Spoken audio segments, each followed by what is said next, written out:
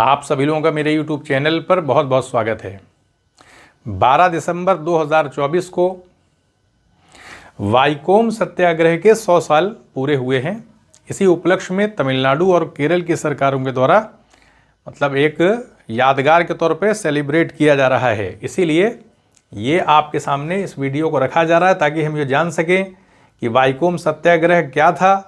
पिछड़ी जाति के लोगों को मंदिर में प्रवेश दिलाने के लिए आंदोलन था, क्योंकि त्रावणकोर की जो रियासत थी केरल में, ये वाइकोम जो इलाका आप देख रहे हैं, ये इलाका जो है वो कोट्टायम ज़िले में है। ये कोट्टायम ज़िला है, यहीं पर ये वाइकोम स्थान है। यहाँ पर वाइकोम महादेव मंदिर है, शिव टेम्पल है ये। तो इस मंदिर के पास की जो सड़कें थीं, उन सड़कों पर बैकवर्ड क्लास के लोगों को, पिछड़ी जातियों के लोगों को आने की अनुमति नहीं थी, बोर्ड लगा रहता था। और जो भी पिछड़ी जातियां केरल में थीं, सवर्ण लोगों से दूरी बना करके रहती थी, 20 से 25 मीटर दूर रहना पड़ता था। और त्रावणकोर की रियासत इस जाति व्यवस्था को बनाए हुए थी। 1917 में आप देखेंगे तो टी.के. माधवन, जो कि एझवा जाति जो है केरल की पिछड़ी जातियों में शामिल है, उसके नेता थे टी.के. माधवन।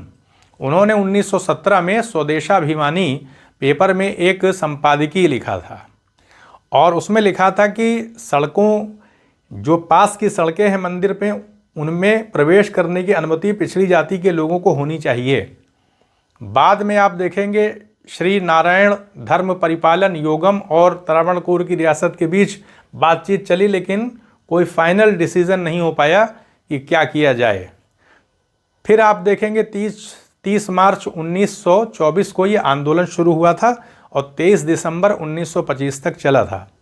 तो जो टी.के. माधवन थे वो फिर नवंबर 1921 में महात्मा गांधी से तिरुनेलवेली में जाकर के मिले और पूरी कंडीशन उन्होंने बताया, यानी सारी बातें बताई कि किस तरह से पिछड़ी जाति के लोगों को, हम लोगों को किस तरह से सताया जाता है, वहाँ पर जाने नहीं दिया जाता। हमारा तो अधिकार है कि हम मंदिर के पास की सड़कों पर जाएँ। हिंदू होने का क्या मतलब है कि अगर हमको इस तरह से अनुमति नहीं होगी।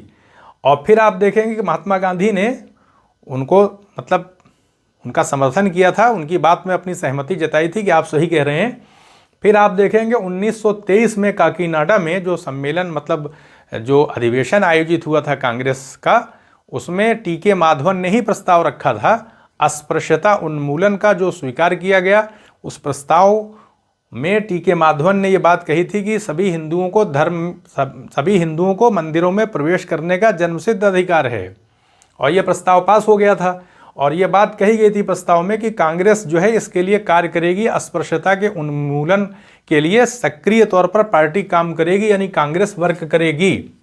तो ये हमने देखा। फिर हम आते हैं, देखिए, जो एझवा जाति थी उसके कोई एक नेता नहीं थे, बहुत सारे नेता थे, क्योंकि जब कांग्रेस की स्थापना हुई तो केरल के अंदर भी बहुत सारे नेता पैदा हुए, जिसमें के केलप्पन भी थे, टी.के. माधवन हैं, के.पी. केशव मेनन हैं। बाद में जब ये आंदोलन जोर पकड़ा, लोग गिरफ्तार हुए, तो फिर ई.वी. रामास्वामी पेरियार जो है पहुँचे, यानी वाइकोम पहुँचे। सी राजगोपालाचारी भी पहुँचे। ई.वी. रामास्वामी पेरियार को 2 बार गिरफ्तार किया गया था, इसीलिए इनको वाइकोम का हीरो कहा जाता है।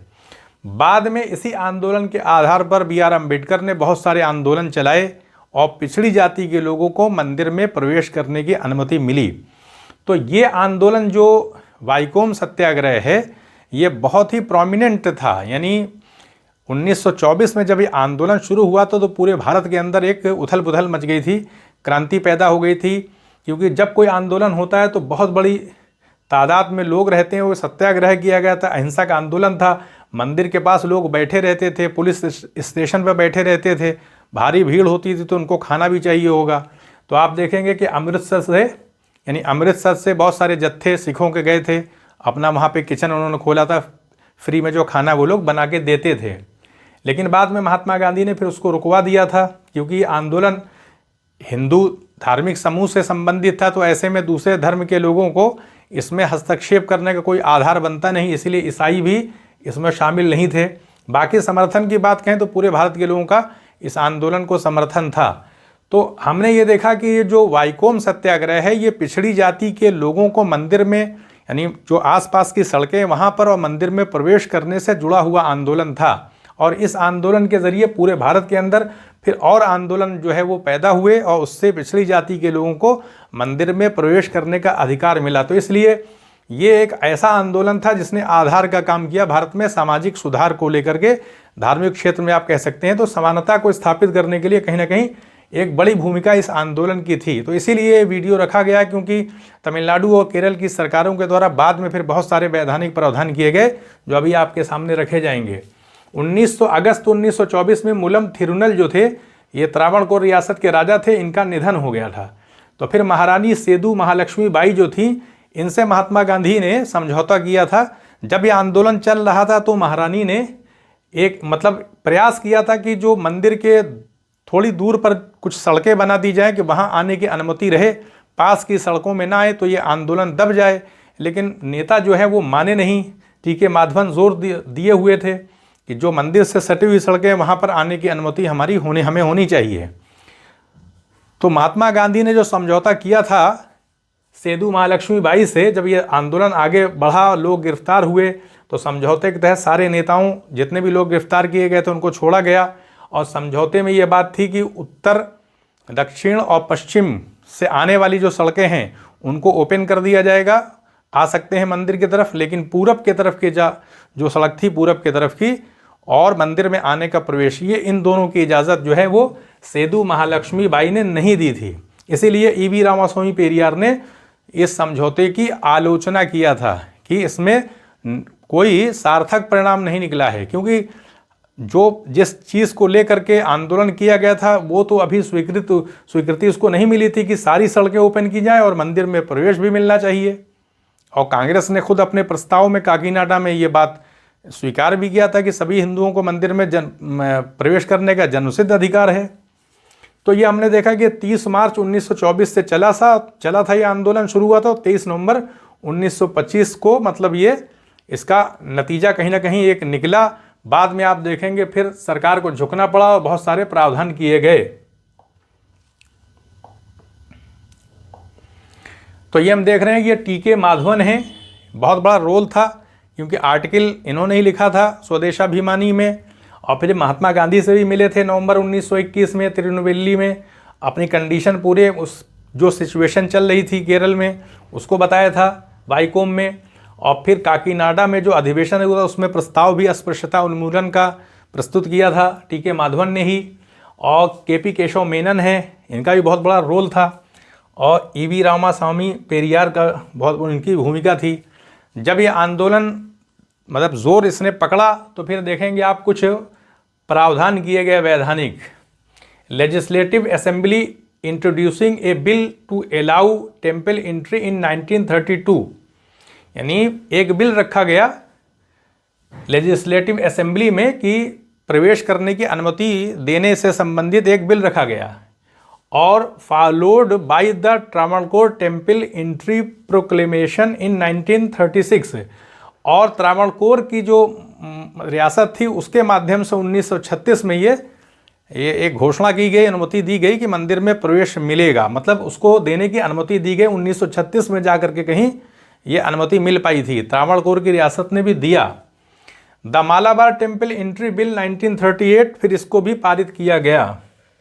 अब देखिए, जब दबाव बढ़ता है, कोई समूह का आंदोलन होता है, तो इसी तरह से बाद में फिर वैधानिक प्रावधान किए जाते हैं। There was also the entry of backward caste in the Madurai Meenakshi Sundareswarar temple and the Thanjavur Brihadeeswarar temple in 1939।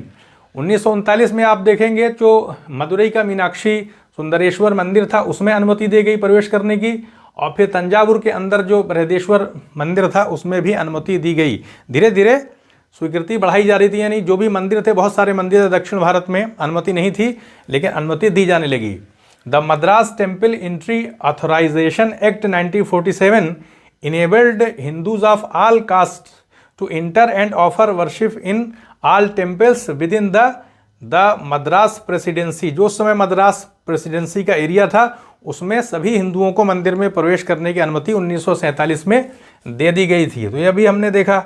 उसके बाद देखिए आप, तमिलनाडु बिगनिंग इन 1970, यानी 1970 में की शुरुआत में आप देखेंगे, have enacted law to enable backward caste Hindu to be appointed as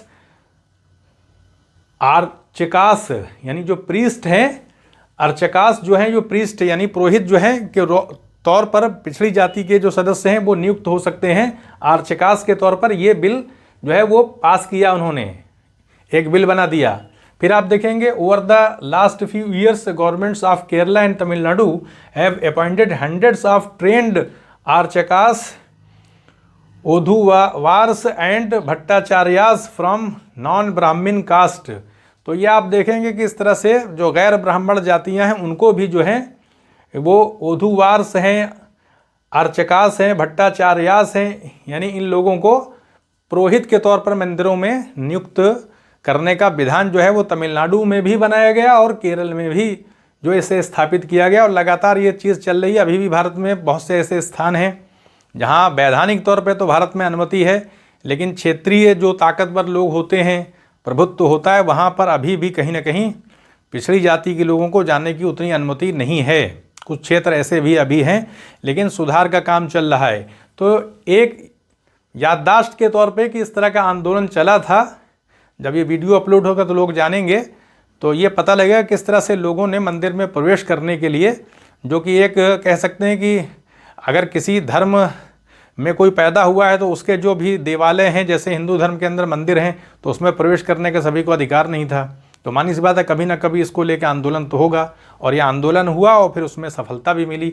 तो इसीलिए ये वीडियो आपके सामने पेश किया गया। तो फिर किसी दिन आपके सामने किसी और टॉपिक पर वीडियो पेश किया जाएगा, तो यहीं पर अनुमति दें। चैनल को सब्सक्राइब भी करें, शेयर भी करें। आप सभी लोगों का बहुत बहुत धन्यवाद।